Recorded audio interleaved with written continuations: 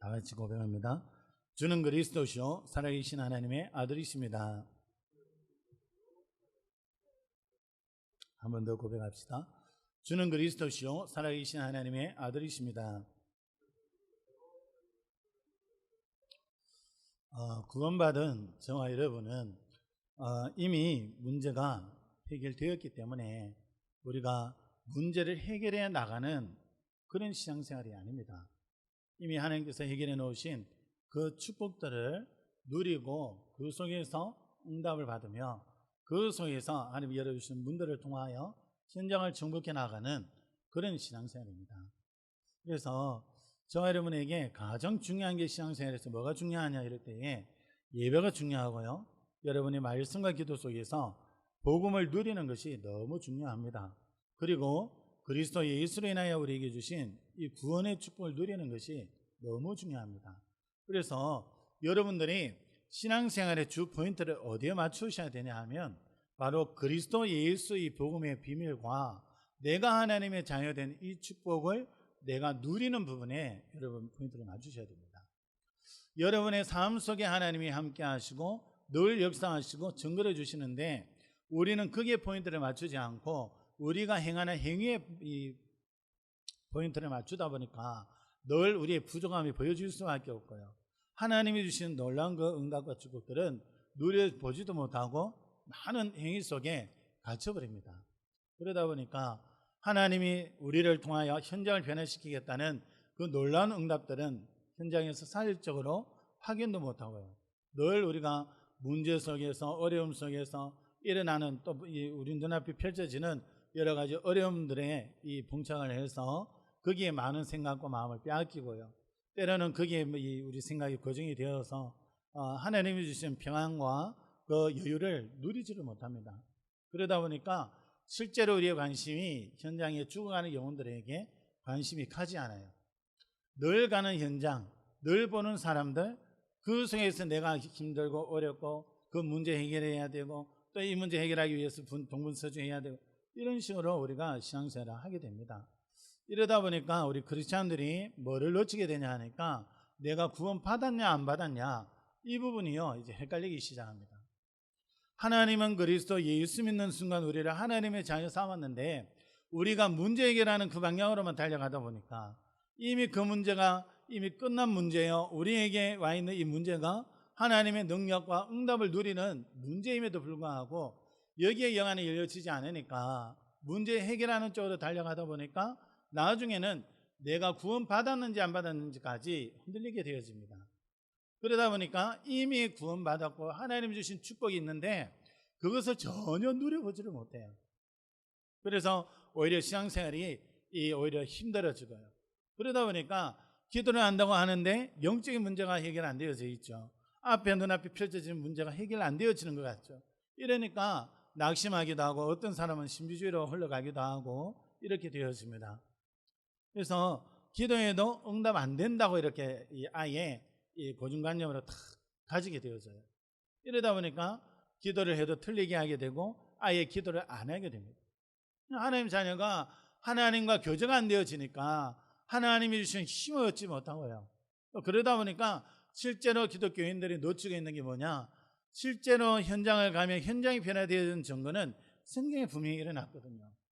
하나님이 분명히 하나님의 사람들을 통해서 현장이 변화되어지고 현장의 흑암이 무너지고 현장의 문제들이 해결되어지는 그 증거들이 실제로 일어났습니다. 그런데 막상 현장 가보면 현장이 더 크게 보여지고 그 현장에서 내가 어떻게 그 일들을 감당할까 오히려 두려움이 오게 되고 오히려 위축되어지는 그런 부분들을 보게 되었습니다. 그뿐만 아닙니까? 결국 못 벗어나는 게 뭐냐면 과거 상처, 과거 아픔, 여기에서 못 벗어납니다. 그래서 우리가 앞으로 살아가고 있어도 이 과거의 그 상처에 매여가지고 그 상처에 이 건들려지는 그런 부분들이 툭툭 튀어나오면 여지없이 그 과거로 돌아가게 되죠. 그래서 그 상처가 상처 속에 있었던 그런 삶이 이 눈앞에 펼쳐지게 되고요. 그러다 보니까 그 상처에서 못 벗어나니까 승리할 수가 없는 거예요. 계속 그 문제에 동일한 문제에 걸려서 계속 거기에 넘어지는 겁니다. 그래서 현장에 문제 있는 사람들, 어려움 당하는 사람들, 영적으로 고통당하는 사람들, 그들을 살려낼 수 있는 여유가 없습니다. 그러다 보니까 결국에는 과거에 매여 있고 이래 되어지니까 결국에는 신앙생활이 나중심의 신앙생활이 되어지죠. 내 유익, 내 문제 해결되어지는 거, 내게 어떤 좀 좋은 일이 생기는 거, 내가 성공하는 거, 내가 돈 많이 버는 거, 모든 것들이 내 중심으로 되어져요. 그래 되어지니까 하나님의 축복 속에 세워진 하나님의 자녀인데 하나님의 인도를 받지 못하게 됩니다. 성령 인도를 받지 못해요. 성령 인도를 받지 못하니까 예비되어 있는 그 응답과 축복이 보여지지 않을 뿐만 아니라 그 응답 누리는 자리로 한 걸음도 나아가지를 못하게 됩니다. 그래서 우리의 신앙생활은 육신적인 신앙생활이 되어지고 세상적인 신앙생활이 되어지고 육신의 것을 향하여 달려갈 수밖에 없는 그런 신앙생활이 될 수밖에 없습니다. 사실 신앙생활이 아니죠. 신앙생활이라는 것은 하나님을 믿는 믿음이 신앙생활인데 그 믿음 없이 살아가는 거죠. 불신자와 다를 바 없는 수준으로 살아가게 되어집니다.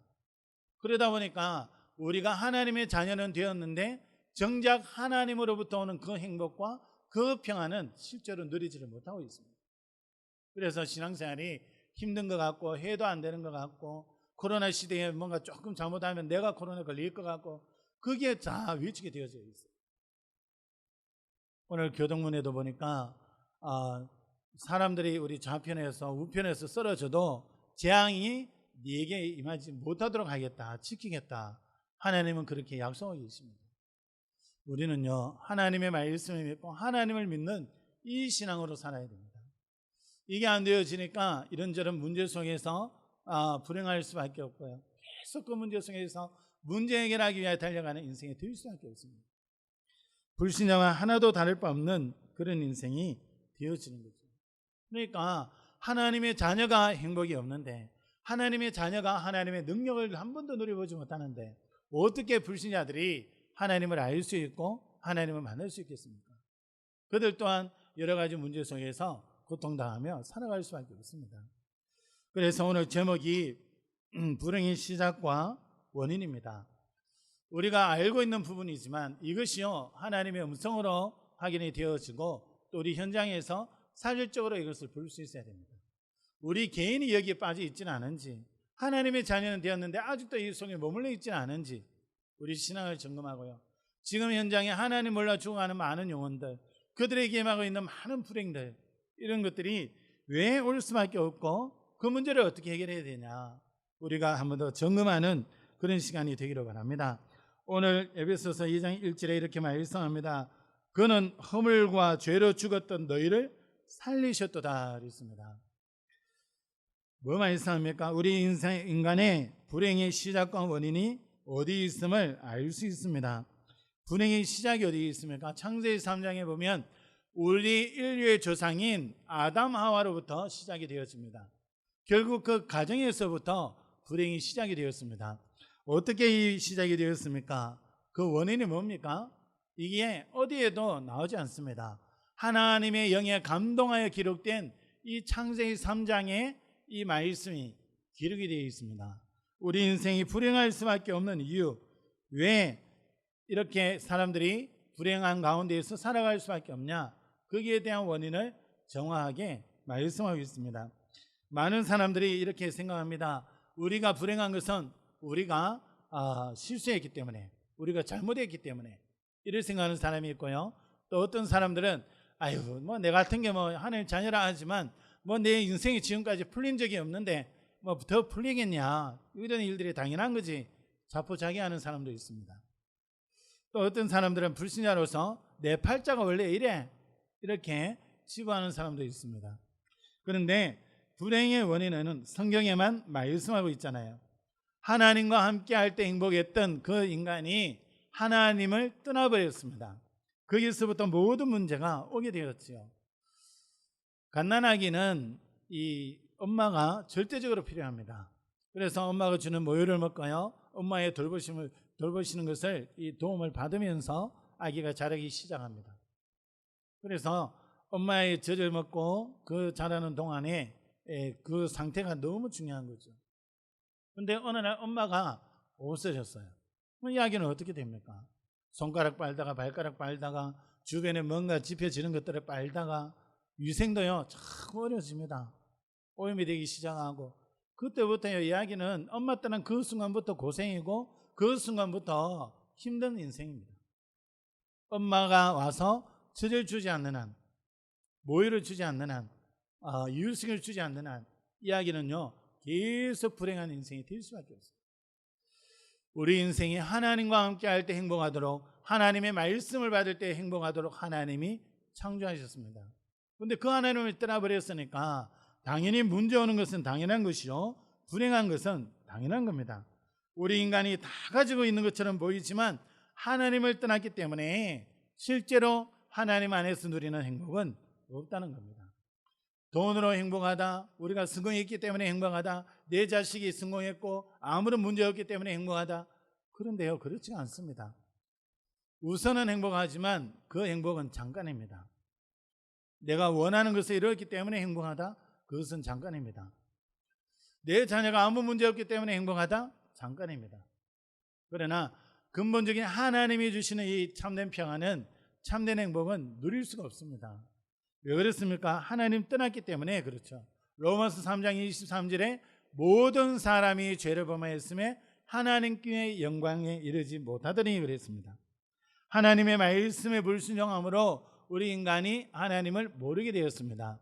그래서 요한복음 10장 10절에는 도적이 와서 빼앗아갔다고 이렇게 말씀하고 있는 겁니다. 그 결과 어떻게 되어집니까? 로마서 3장 10절에 의인은 없나니 하나도 없다 그랬습니다. 모든 사람이 죄인이요 죄 가운데 빠져 살게 되었죠. 그래서 오늘 1절에 그는 허물과 죄로 죽었던 너희를 살리셨다 그랬습니다. 허물은 우리 자범죄요, 죄는 원죄입니다. 근본적으로 하나님 떠난 이 죄 문제로 인해서 우리가 영적으로 죽은 상태입니다. 그래서 이 문제를 누가 해결했냐? 예수 그리스도께서 이 문제를 해결하시고 우리를 살리신 겁니다. 그래서 죄인된 우리 인간 불행할 수밖에 없고요, 하나님 떠난 인간 고통 가운데 살아갈 수밖에 없습니다. 그래서 열심히 살아가지만 마태복음 7장 28절에 수고하고 무거운 짐을 지고 우리 인생이 살아가고 있습니다. 그래서 정신적으로 고통을 당하고 마귀에게 눌려서 시달리며 마음의 안식 없이 평안 없이 살아가고 있는 게 우리 인생입니다. 그래서 여러 가지 모양으로 문제 오면요 자꾸 불안해지고, 또 어떤 사람은 우울에 걸려서, 우울증에 걸려서 우울해하기도 하고요, 또 조울증에 걸려서 고통당하기도 하고요, 어떤 사람은 공황장애, 또 대기피증이 와가지고 사람들이 모인 곳에 가지를 못해요. 또 이렇게 살다 보니까 허무가 올 수밖에 없고, 이 속에서 뭔가 답을 찾으려고 달려가다 보니까 쾌락에 빠질 수밖에 없습니다. 그러나 육신적인 쾌락은 오래 가지 않죠. 결국 그 뒤에는 더 심각한 문제를 가져오는 게 우리 인생입니다. 그래서 우리 인생은 열심히 살고 예수에서 살지만 보람이 되지 못하고요, 또 균형 잡힌 그런 삶이 되지 못합니다. 여러분 인생 오래 사신 연세 드신 분들을 한번 만나서 한번 여러분들이 한번 질문해 보세요. 여쭤보세요. 당신의 평생을 사셨는데 살아온 인생이 정말 행복된 인생이고 보람된 인생이냐? 거의 많은 분들이요, 인생 살기는 열심히 살았는데 그래도 잘못 산 것 같다 이렇게 얘기하는 분들이 의외로 많습니다. 열심히 살아가지만은요 그 삶 속에서 참된 행복을 누리지 못하고 살았던 인생이 참 많습니다. 그리고 이제 이 돈을 벌고 뭔가 좀 이루어서 좀 살아보려고 하니까 육신의 병에 덜커덕 걸려가지고요, 그 병으로 고난을 당하면서 고생하면서 결국 인생을 마무리하게 되었습니다. 이것이 원인이 무엇입니까? 결국 영적인 문제죠. 하나님 떠난 문제요, 이 사단에게 걸려있는 문제입니다. 늘 사단이 주는 생각 속에 사단이 이끌어가는 거기에 걸려 살아갈 수밖에 없어요. 그래서 결국 사단에게 끌려가는 인생이 되게 되어 있습니다. 그래서 인생을 끌려 살다 보니까 사단을 가두기 위해서 만들어 놓은 그 지옥에까지 끌려가게 됩니다. 그게 우리 인생입니다. 예수 믿은 저와 여러분들은 지옥은 가지 않습니다. 그러나 이 모든 시달림과 고통들은요 하나님의 은혜 속에 있지 아니하면, 그리스도 예수의 복음의 능력을 누리지 못하고 인생에 살아간다면 이런 문제 속에 그대로 노출이 되어서 평안 없이 행복 없이 살아가게 되어집니다. 그래서 인생이 고달프고요. 뭔가 일을 이루는 것 같은데 자꾸 그 뒤에 문제가 터지고요. 문제 터지면 그 문제가 하나님 능력을 누리겠네, 그것을 눈치채지 못해서 오히려 또 낙심하고 불신자들이 살아가는 그 방식으로 또 쫓아가게 됩니다. 그러다 보니까 인생의 문제가 계속해서 들어오게 되고 이것이 결국 우리 후대에까지 영향을 주게 되죠. 그래서 어떻게든 이 문제를 찾으려고, 문제를 해결하기 위하여 해결책을 찾으려고 쓰는 방법이 미신이요, 점술이요, 또 무성입니다. 그러면서 각종 우상을 섬기게 되어지죠. 결국 그 문제가 해결되지 않습니다. 오늘 2절에 한번 보세요. 그때 너희는 그 가운데서 행하여 이 세상 풍조를 따르고 공중의 권세 잡은 자를 따랐다 그랬습니다. 불순종의 아들들 가운데서 역사하는 일이다. 결국 사단 마귀거든요. 그래서 세상 풍조를 따르게 되고요. 과거의 저와 여러분들도 죄로 죽었던 그 상태 속에서 살았습니다. 구원 받았는데도 또 그 속에 또 머물러 있어요. 그리스도께서 이미 그 문제를 해결해 놨는데 그 문제 해결된 그 사실에 믿음을 두지 못하고요. 또 그 속으로 계속해서 그 속에서 시달리며 마귀 심부름하며 세상 풍속을 따라갑니다. 그래서 뭔가 일이 잘 되면 재수 좋다 그러고요. 하나님의 자녀인데 뭔가 일이 안 되어지는 것 같으면 오늘 재수 더럽게 없다 그러고요. 이미 하나님이 함께 하시고 하나님이 이루어놓으신 그 일들을 누리지 못한다는 증거입니다. 여러분, 하나님 우리 인생의 모든 문제를 다 끝내놓으시고 지금도 성령으로 우리와 함께 하십니다. 우리 인생이 이 비밀을 누리지 못하면 우리 인생이 불행한 인생이 될 수밖에 없습니다. 그래서 이 문제는 계속 되어지고요. 3절에 보면 전에는 우리도 다 그 가운데서 우리 육체의 욕심을 따라 지내며 육체와 마음에 원하는 것을 하여 다른 이들과 같이 본질상 진노의 자녀였더니 하나님 떠나 하나님 모르는 가운데 살아갔던, 그래서 육체적인 욕심만 계속 쫓아갔던 그 삶이 될 수밖에 없습니다. 구원받은 하나님의 자녀인데 이 본질상 진노의 자녀의 삶처럼 육신의 욕심만 쫓아가는 그런 삶이 될 수밖에 없다는 거죠. 지금 현장에 하나님 모르는 사람들은 아예 이 속에 살아가고 있고요. 구원받은 우리도 이 복음의 능력 누리지 못하고 영적인 이 비밀 속에 있지 못하니까 이 속에서 그대로 이 고통당하면서 살아갑니다. 나중심이다 보니까 내 원하는 대로 내 육체의 욕심을 따라서 살아갈 수밖에 없는 거죠. 그러면 왜 이 불행이 없어지지 않습니까? 우리가 기억해야 됩니다. 이 불행이 어느 날 왔냐? 아닙니다. 아담 하와 때부터 시작된 문제예요. 그것이 지금 계속해서 우리에게 전달이 되어지고 우리 후대에게까지 전달이 되어지는 겁니다. 그런데 이 문제를 가져다 준 존재가 있습니다. 그 존재가 사단 마귀죠. 그래서 하와를 속일 때도 뱀 속에 들어가서 속였잖아요. 하나님의 말씀에 불순종하다. 그래서 하나님의 말씀을 믿지 못하고 하나님의 말씀에 어긋나는 불순종하는 그런 죄를 짓도록 이 사단이 역사했습니다. 이 사단은 이 사도행전에 보면 아나니아 삽비라 속에 들어가서 하나님 앞에 드리는 헌금조차도 오히려 썩이도록 그렇게 역사했고요. 또 역대상 21장 1절에 보면 다윗을 충동을 해서 이스라엘 백성들을 수를 계수하도록 했습니다. 아니 백성들을 조사하는 게 뭐가 문제냐? 우리나라도 보면 한 번씩 인구 총조사를 하잖아요. 그런데 다윗이 인구 총조사를 했는데 그게 무슨 문제냐?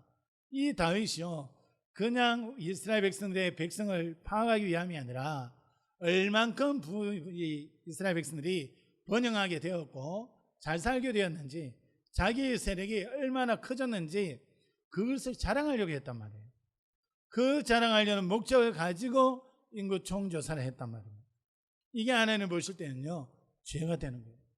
하나님의 영광을 나타나야 되고 하나님이 하신 그 축복과 그 은혜를 높여야 되는데 그것이 아니라 자기의 자랑을 하기 위해서 자기의 의를 나타내기 위해서, 그래서 그게 죄되는 거예요. 그래서 역대상 21장 1절에는 사단이 그 마음을 충동하여 그랬어요. 다윗의 마음을 충동시켰다는 거예요. 그래서 이스라엘 백성들이 얼마나 되는지 그 죄를 짓게 되지요. 이 마귀는요, 이 사단 마귀는 또 예수님을 시험하기도 하고요, 또 병자들을 붙들고 악신이 그 속에 들어가서 병자들을 괴롭히기도 하고요. 심지어는 사울 마음속에 들어가서 이 악신이 사울을 완전히 끌고 다닙니다. 나중에는 보면 다윗을 죽이려고 이 창을 던지기도 합니다. 나중에는 왕이라면서 오히려 점쟁이 무당을 찾아가서 오히려 사무엘을 올려놔봐라, 사무엘을 불러올리라 이렇게 하죠. 죽은 사무엘 불러올리라 그러죠. 귀신의 힘을 빌리기도 하고, 이렇게 사단 마귀 악한 영, 이 귀신들은요 우리 사람들을 속이기도 하고 넘어뜨리기도 하고 하나님의 백성조차도 자꾸 속이려고 합니다. 이 사단의 존재, 사단의 손에서 해방은 되었지만 자꾸 속입니다.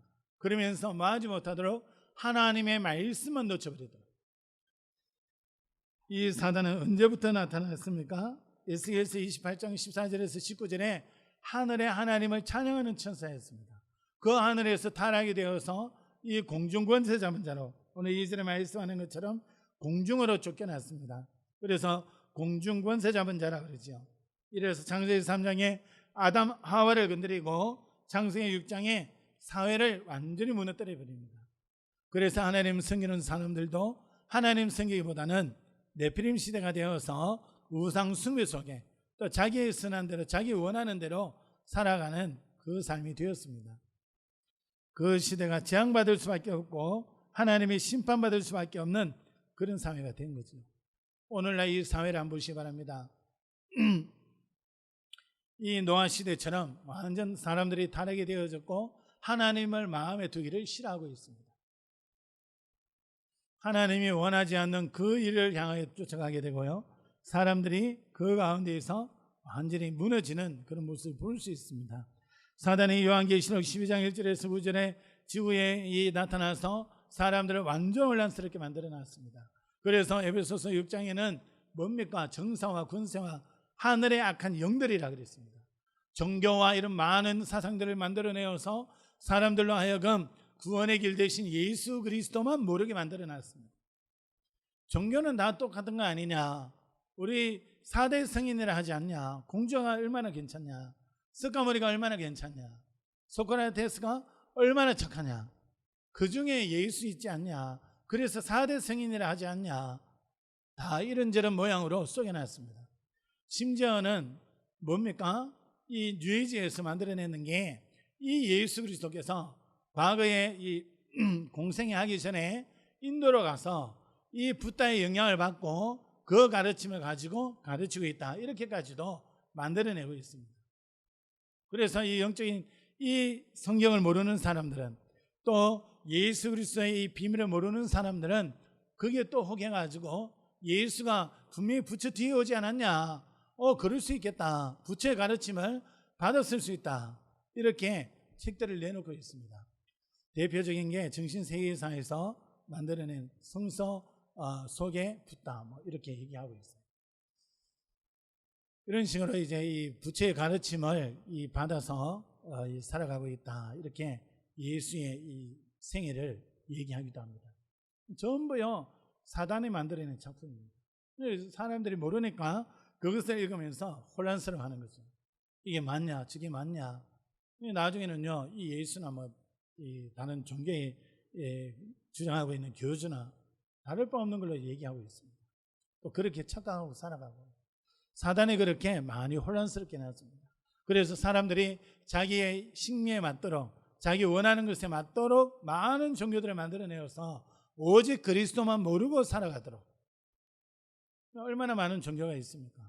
보면요 사람들이 각자의 그 취향에 맞도록 아주 거룩한 걸 원하면 이 머리에 덮어 쓰고 거룩한 모습으로 예배 드릴 수 있도록 천주교 미사를 만들어 놓기도 하고요.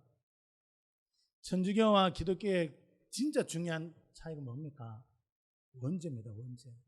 원죄가 모든 인간에게 와 있는데 그 문제 해결하는 길이 예수 그리스도라는 거예요.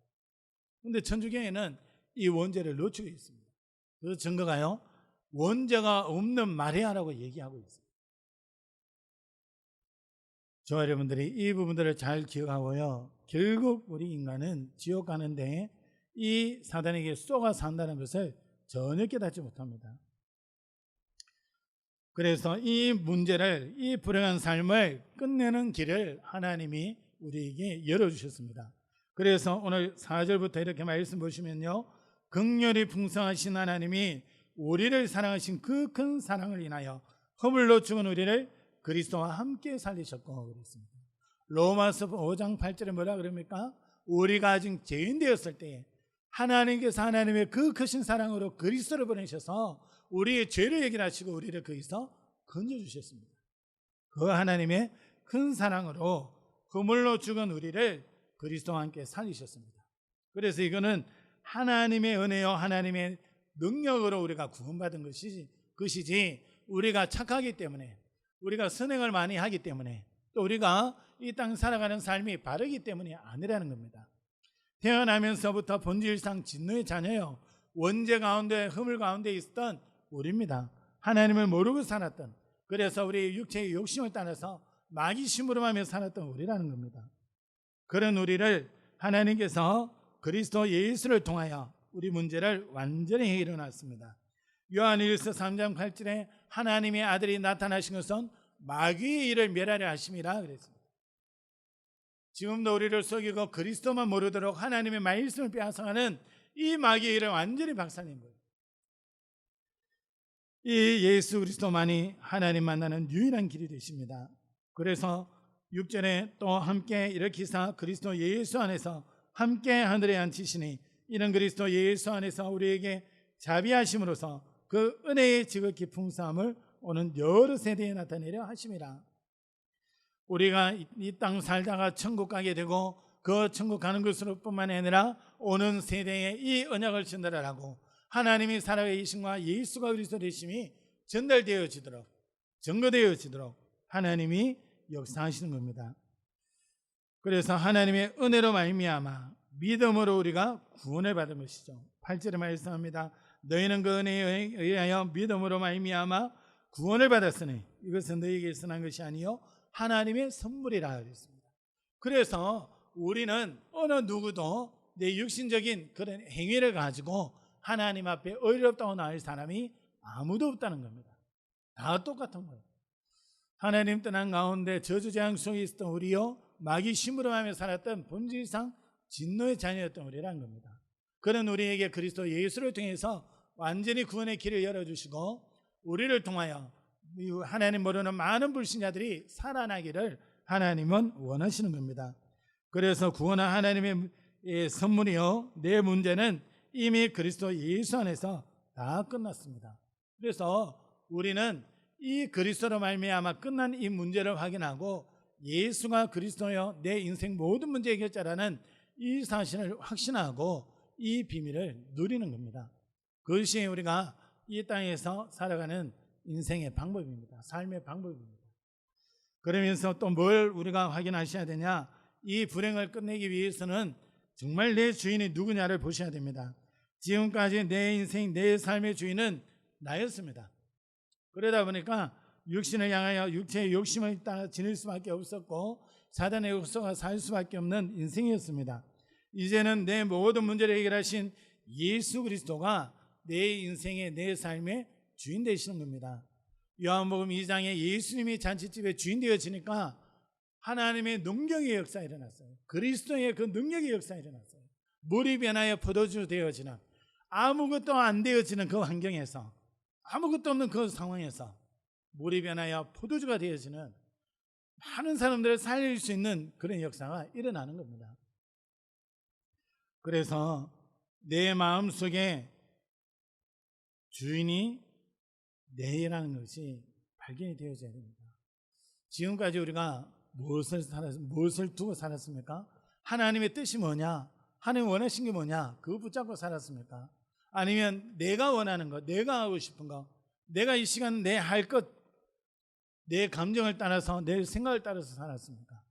내 생각, 내 감정, 내 기분을 따라 살았다면 내 주인은요, 내가 되어 있는 겁니다. 그래서 내게 지금 문제와 있는 것이 문제가 아니라 그 문제를 하나님은 끝냈다 그러는데 그 문제를 문제로 보고 있는 내가 주인 된 게 문제라는 거죠. 그 부분이 주인이 바뀌어져야 됩니다. 매일매일 여러분의 삶의 현장에서, 여러분이 가는 모든 현장에서 고백이 돼야 됩니다. 내 인생의 주인이 누구냐? 이 현장의 주인이 누구냐? 주는 그리스도시요 살아계신 하나님의 아들이십니다. 예수 그리스도께서 주인 되십니다. 그 고백과 그 누림이 여러분 속에 있을 때 여러분은 정말 그리스도가 주인 되어지면 여러분의 인생은 성령 인도받는 인생이 될 수밖에 없습니다. 하나님이 주시는 놀라운 은혜와 응답과 그 증거를 누리는 인생이 될 수밖에 없습니다. 그 인생 속에 하나님의 증거가 나타나고 하나님이 함께 하시는 그 은혜가 나타나는 거예요. 거기서 우리는 참된 행복을 누리는 겁니다. 참된 행복이 무엇인지 거기서부터 이제 맛보기 시작하는 거예요. 그게 되어질 때에 인생이 행복해지고, 그게 되어질 때 신앙생활이 힘이 납니다. 전에는 내가 하나님 앞에 와서 예배드렸던 부분이, 내가 노력하고 애썼던 부분이 그때부터는요 달라집니다. 내가 예배 나가는 것도 하나님이 함께 하신 그 은혜 속에서 기쁨과 또 하나님이 주실 그 은혜와 하나님이 이루어 가실 그 능력과 모든 것이 기대가 되어져요. 여러분, 그것이 기대되어지면 예배한 시간도요 진짜 기대되어지고 예배가 집중이 되기 시작합니다. 그 속에서 하나님 주시는, 내게 주시는 레마를 듣게 되어지고요, 그것을 붙잡고 인도받는데 내 삶 속에 하나님의 성령의 역사가 계속 일어나고요, 하나님의 놀라운 응답들을 누려가는 되어지는 신앙생활이 되어지는 것을 볼 수 있습니다. 사도행전 2장에 성령의 역사가 일어났을 때에 그들의 신앙생활은요 되어지는 응답 속에 있었습니다. 그러니까 바리새인들보다도 세도 약해요. 권력도 없어요. 아무것도 내세울 수 있는 힘 있는 것이 아무것도 없었습니다. 그런데 그 초대교회 멤버들이 어땠습니까? 모든 것을 다 가지고 있었던 바리새인들이 아무로 방해할 수 없더라. 핍박을 했지만 그들이 완전히 무너질 수밖에 없는 그런 성령의 역사가 현장에 계속 일어났습니다. 유대인들이 그렇게 하나님을 섬긴다 했지만 하나님의 능력이 나타나지 않았던 그때에 연약한 초대교회 멤버들이, 또 사도들이 현장에 나아갔을 때에 살아계신 하나님의 능력의 역사가 그 현장에 일어났습니다. 언제 이게 우리에게 가능합니까? 예수가 그리스도, 내 인생 모든 문제가 다 해결했구나, 여기에 대한 확신 가지고 그분이 내 인생의 주인 되어질 때에 이런 역사가 일어나는 겁니다. 이 행복을 누리다 보면 결국 우리는 사람들을 살리는 자리에 서게 되었습니다. 그래서요 237 나를 살리고 전 세계 살리는 비밀을 누리게 되어집니다. 오늘 9절에 한번 보시기 바랍니다. 행위에 선한 것이 아니니 이는 누구든지 자랑치 못하게 함이라. 우리는 그가 만드신 바라 그리스도 예수 안에서 선한 일을 위하여 지으심을 받은 자니. 그랬습니다.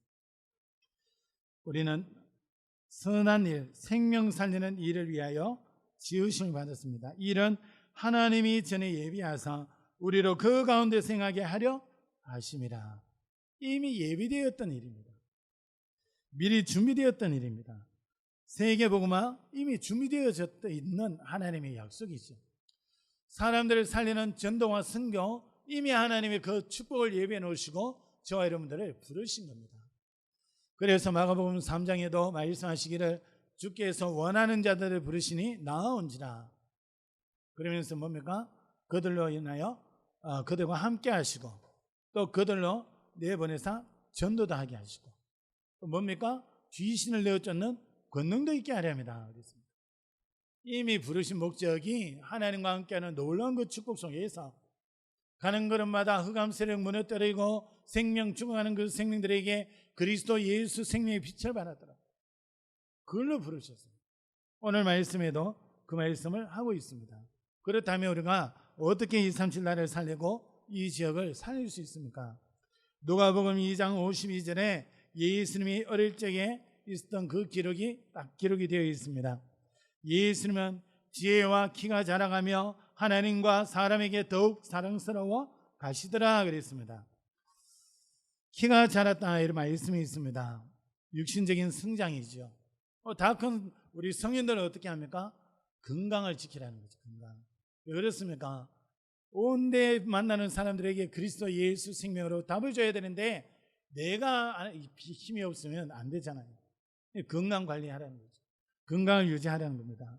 또 자라나는 렘넌트는요, 건강을 유지하는, 그래서 앞으로 전 세계를 다녀도 피곤치 않을 정도의 체력을 형성하라는 겁니다.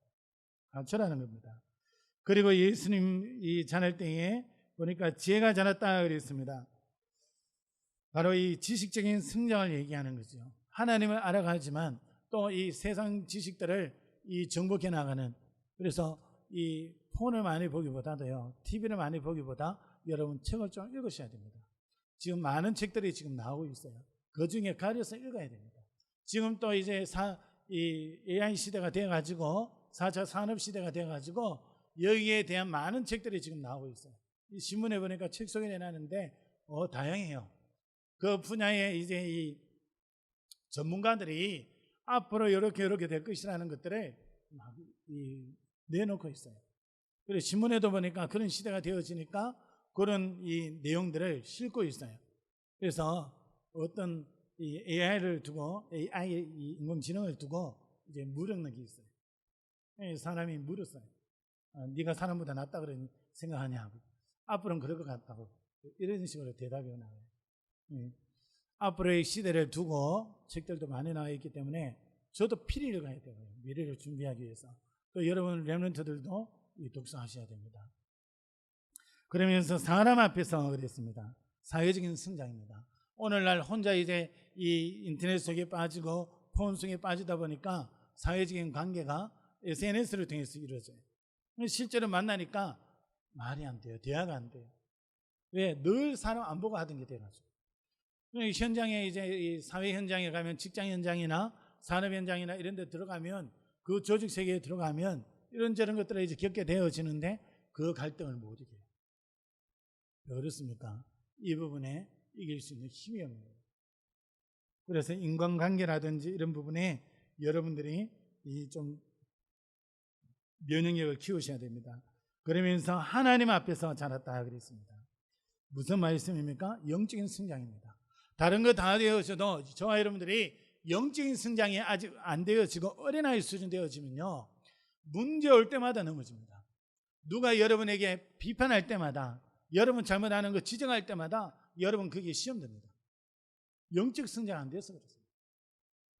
영적 성장이 되어지면 눈앞에 어떤 문제가 오고 상황이 펼쳐져도요, 그것에 흔들리지 않습니다.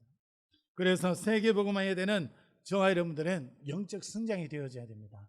무엇을 통해서요? 예배를 통해서, 또 말씀을 통해서, 기도를 통해서 하나님이 함께 하신 놀라운 증거들을 누리고, 그 증거를 가지고 불신자들 앞에 섭니다. 전도를 통해서 그렇게 되어질 때에 우리의 신앙생활은 승리하는 신앙생활이 되어지고, 하나님의 인도를 받으며 현장에 하나님의 역사가 일어나는 그 응답 누리는 신앙생활이 되어집니다. 그래서 내가 행복해야지가 아니라 하나님이 주신 그 응답과 축복들, 예수 그리스도의 생명의 복음을 누리는 그 신앙생활이 되어지면요, 그 다음부터는 진짜 참된 행복을 누리면서 하나님이 이루어 가시는 그 응답들을 계속 확인하게 되었습니다. 초대교회가 누렸던 그 어마어마한 응답들, 성경의 인물들이 누렸던 그 어마어마한 축복들, 그것이 하나님은 오늘날 이 시대를 살아가는 저와 여러분에게 약속으로 주고 계십니다. 이 언약 붙잡고 여러분들이 온전히 하나님 바라보면서 그리스도가 내 인생의 모든 문제 해결이라는 분명한 확신 가지고, 그 그리스도가 여러분의 주인 되십니다. 가나안 현장 속에 그 지역을 살리고, 가정감을 살리고, 후대 살리고, 나가서 237 나라를 살리는 정인으로서는 축복이 있기를 예수 그리스도의 이름으로 축원합니다. 기도합니다. 살아계신 하나님께 감사드립니다. 우리를 사랑하시고, 왜 우리가 하나님 열심히 신앙생활을 한다고 하지만 문제들이 풀려지지 않고 응답이 없는 것 같으며, 뭔가 자꾸 이 신앙생활이 안 되어지는, 그래서 자꾸 인생이 하나님 힘든 것 같고 내 마음에 평안이 없고 하나님 참된 행복 없이 뭔가 바쁜, 뭔가 우울해지는, 또 인생에 허무가 느껴지는 그런 인생이 되지 않습니까? 그 속에서 예수 그리스도를 주셨고, 이 그리스도 누리는 귀한 축복 속에 세우심을 감사드립니다.